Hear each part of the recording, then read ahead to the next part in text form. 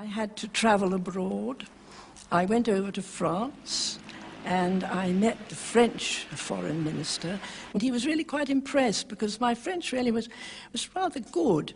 So we had conversations with me understanding everything he said and answering him, but whether I answered him properly, I don't know. This is the day-to-day. Still to come, controversy over new Treasury appointment. I'm sick to death of this. All I ever get, Treasury, Treasury, Treasury. That's all I ever hear. I'm sick of it. I've had enough. Just all of you, f*** off. And new anti-shoplifting measures for a B&Q store in Bracknell. If I catch anybody stealing anything from the shop, then I shoot him through the mouth with this.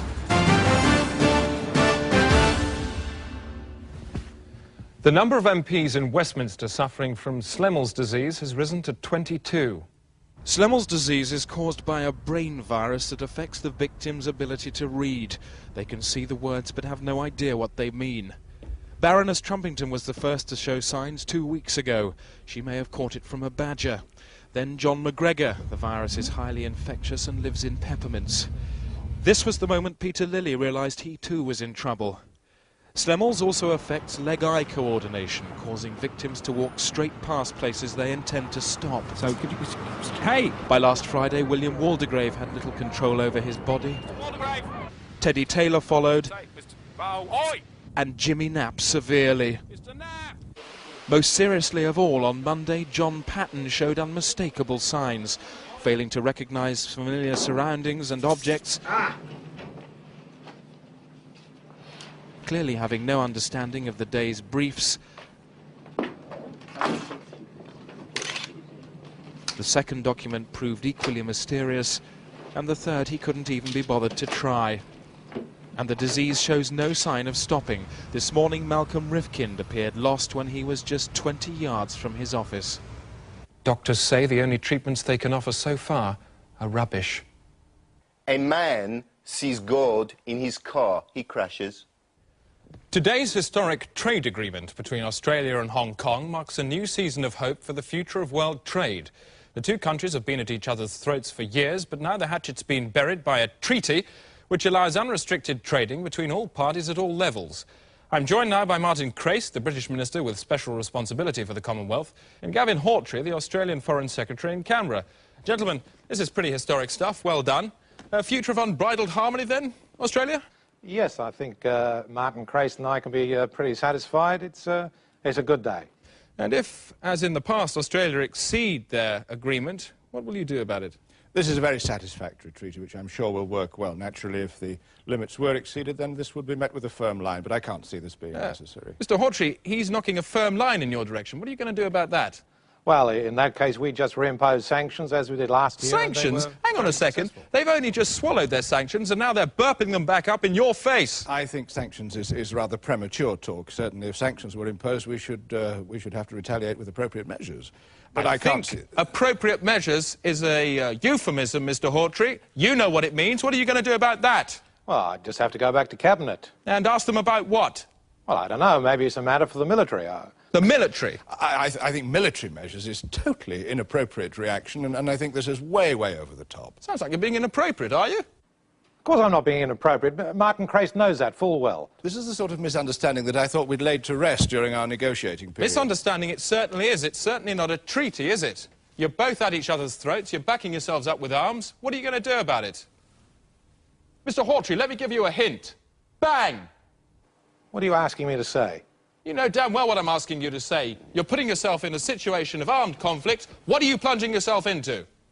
You'd like me to say it? I want you to say it, yes. You want the word? The word! I will not flinch. You will not flinch from? War. War. Gentlemen, I'll put you on hold. If fighting did break out, it will probably occur in Eastmanstown in the Upper Cataracts on the Australia-Hong Kong border. Our reporter Donald Bethlehem is there now. Donald, what's the atmosphere like? Tension here is very high, Chris. The stretched twig of peace is at melting point. People here are literally bursting with war. This is very much a country that's going to blow up in its face. Well, gentlemen, it seems you have little option now but to declare war immediately. Well, this is quite impossible. I couldn't take such a decision without referring to my superior, Chris Patton. He's in Hong Kong. Good, because he's on the line now via satellite. Mr. Patton, what do you think of the idea of a war now? I'll take that as a yes. Very well, it's war. War it is. That's it, Chris. It's war. War has broken out. This is a war. That's it. Yes, it's war. From now on, the Day-to-Day will be providing the most immediate coverage of any war ever fought. On the front line and in your face, Donald Bethlehem. Standing by, Douglas Hurd. The Day-to-Day smart bombs have nose-mounted cameras. This is Smart Bomb Stephen, and that is Susanna Gekelois. I'll be reporting from inside the fight. Like some crazy Trojan. And keeping an eye on everything that's going on out there at the Day-to-Day news pipe, Douglas Trox. Chris. But first, the weather from Sylvester Stewart. And now the weather, starting in the southeast, where the sun should plop through after a dull start, a bit like having your hand sewn back on after a farming accident. Let's revolve the weather collar now, 70 degrees to the Midlands, where I was first bereaved. And there'll be a large cack of heavy cloud covering the area, but it should stay dry enough for you to dance outside until our Lord Beelzebub calls upon us. Now, if we rotate the throat circle back to the West Country, and you can see there'll be several gits of bad weather across most of the sky. Some rain, but no more severe than soft porn. In summary then, and that's all the weather. Back to the war, and on the front line in Eastman's Town, our reporter Donald Bethlehem. Donald, what's the latest? As I swirled the last traces of toothpaste from my mouth this morning, a soldier's head flew past the window, shouting the word victory. Seems to be a lot of action behind you there. Have you seen any fighting yourself? Today I saw an old woman on the ground. She was lying in a pool of her own tomatoes. Thank you, Donald. Earlier today, I've been down among the fighting myself. This is my report. There's something about the way these people move that tells you they are a nation at war. Look into their eyes and you can read the words, "I have a reservation at the restaurant of death." It's a messy bistro with a bad name for soiling its customers' clothes. We've seen only one napkin in 4 days. The people here are confused, spending most of their time running about like idiots. Earlier today, we met a family who, thanks to this war, now have no home. A war which they feel anyway has nothing to do with them. This is not our war. We are being forced to swallow the rotten egg of an angry political goose. That boy is now a war orphan. One more victim of what they call here the desert confetti. I have a child about his age myself. When I phoned him 10 minutes ago, I told him to move out of the house to make room for his new brother. Back live now. Progress on the Day-to-Day smart bomb. Jonathan, get rid of Hurd. Thanks. Well, as you can see, Chris, there's the missile cruising about 2,000 per second, trying to locate the target, the soldier it's aimed at. There's the soldier, it goes in through the mouth, there, down the esophagus, into the stomach. There's the explosion. Absolutely bang. That's the Day-to-Day, bringing you another tear on the face of the world's mother. Alan, sport. Thanks, Chris. And now some late-night soccer results. I'm Alan Partridge. This is Division 2. Hull Paragraph 5, Portsmouth Bubblejet 1. Sheffield Hysterical 3, Chunky Norwich 1. Richmond Arithmetic versus Nottingham Marjorie match postponed due to bent pitch. Good night.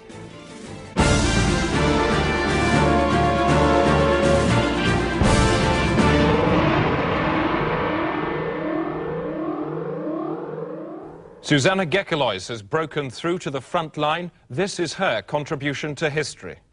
This is the very heart of the conflict.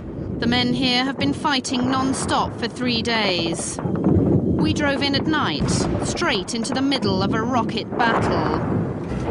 The air now is thick with what they call here the electric cornflakes. We're under strict instructions not to leave the vehicle, but to drive on through. With no cover, we ran across open space to a nearby house. We found an injured man. We did our best. There are always casualties in war. There was a family sheltering in the back room. We had no tongue in common, but through the universal language of mutual need, I knew she was saying, "Come, set your equipment up in our refuge. The world must see this mess." These brave people are now sleeping, but they know that tomorrow our aerials and transmitters could make this house a prime target. Chris. Back to the war now, and in the noise and heat of what they call here the flying scissor beans, there is no optimism, or at least wasn't, until just 2 minutes ago when we received these pictures of a miracle from the front line less than a mile from where I'm standing. This was the scented rose in the bum gut of Satan, for here at 7:13 precisely, the fighting stopped. Soldiers who moments earlier had been shooting each other's teeth out suddenly put down their guns and joined in peaceful commune. Some played games, or like these men, planned a musical. The reason for this outburst of calm lay inside a shed, for here the massed forces of two world powers were unified by nothing more than the distress of a cat stuck on a high shelf. No one knows how it got there, but these brave fighting men, moved by the simplicity of the animal's plight, decided to forget their differences and try to get it down. But even as the men celebrated, their heads were blown clean off. For somebody, nobody knows who, had filled the cat with nitroglycerin. The Day Today. News from telly to belly. Just time for a quick look at tomorrow's headlines. Plastic surgeon arrested with stash of stolen mouths. That's in the Express. The Hull Aphrodite, police chief crushes lizard with whistle. There he is, looking wretched. The Daily Mail, child made of paint wins by-election. The Murdoch papers tomorrow, crazed wolves in store, a bad mistake, admit mother care. And there's the same story in The Sun. And the Daily Mirror have a special pull-out note for the milkman, 5 pints, please. They'll be doing 3, 2 and 4 later in the week. That's it. That's the Day Today. On the day, a man on this programme told how he was menaced by Hugh Scully. He just came in and went out. That's it. Good night.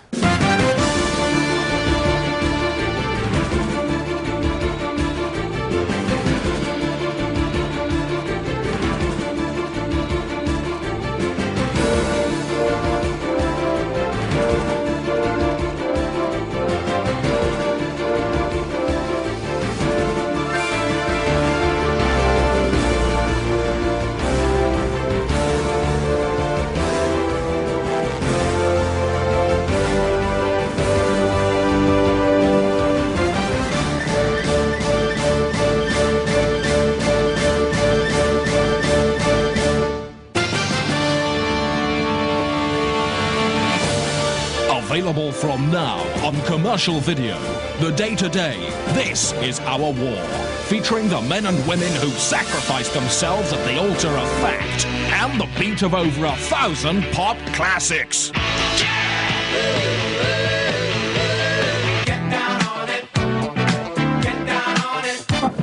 Dreadlock holiday, dreadlock holiday. Clap, clap, clap, clap, clap, clap, clap.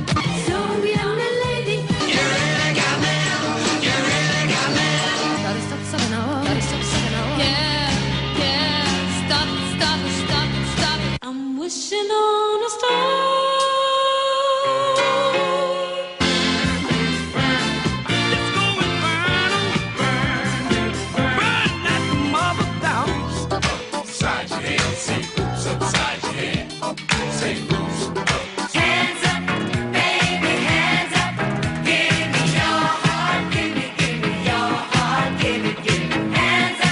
The Day Today, this is our war. Bang after bang after bang after bang.